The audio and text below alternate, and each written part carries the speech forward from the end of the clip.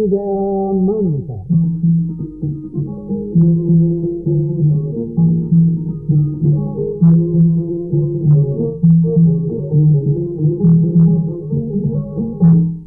walaalow noloshaadana ku ba'ay geeridaadana ku ba'ay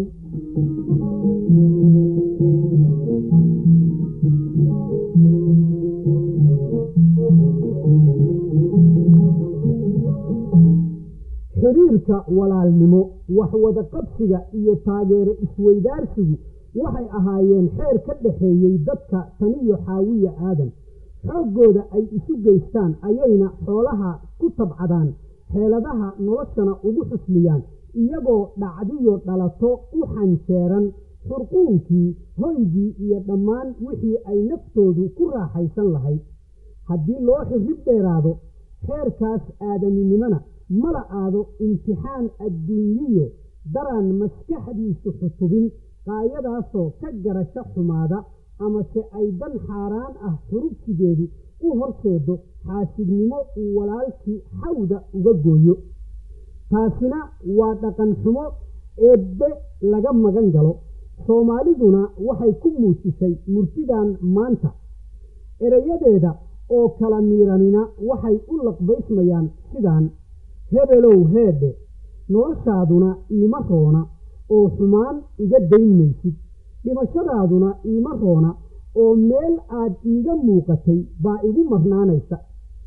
si kale oo ay tani ka macaan tahayna way u macnaysmi kartaa aanse uga moodno siday ku baxdayoo maqalkeedu u batay waxay ahayd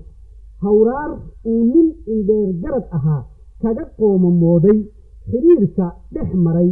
mid alle ku mashaqeeyo xumaan uun ula soo musuxnaa dunuucda murtido meelo dhowr ah u laami kartaana waxay ku afmeeran tahay waayo aragnimo tusaalaynaysa in loo yeesho samir iyo dulqaadasho waxyaalaha aan loo baahnayne ka imaan kara kelida amase kooxda ay idinka dhaxayso walaalnimiyo ummadnimo ee inkastoo ay mutaystaan in la mariyo galabsigooda misena ay tahay inaan lagala daalin samaka raadin iyo kasmagelin walaalow noloshaadana ku ba'ay geeridaadana ku ba'ay sideed ahaan iyadoo murtiyi berrinsato boqolaal wajina u baahdo mawjadeeduna ay buurato qofkii aan buuni ku ahayn kii ay boogtiisa danqisaana uu ka biyo diido maddadeeda beddelo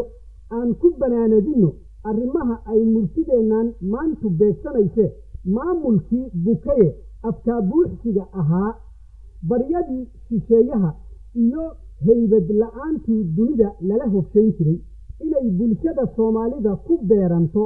gacalo walaalnimo ay baaweyso baasihii qabiilna kaga biskooto mar haddii ay ku wada abtirsato soomaali iyo inay isu bahaysato barwaaqaynta dalkeeda ilaashiga gobonnimadeeda gumaysi iska bixinta iyo ubardhigidda cadowga intaas iyo ino ka badanoo ballan fulay ahaaday amase taabageli doona eebbahayna ballaysiiye baaqaasina waa xil baaxad weynoo looga baahan yahay ruux waliba inuu barbar hanto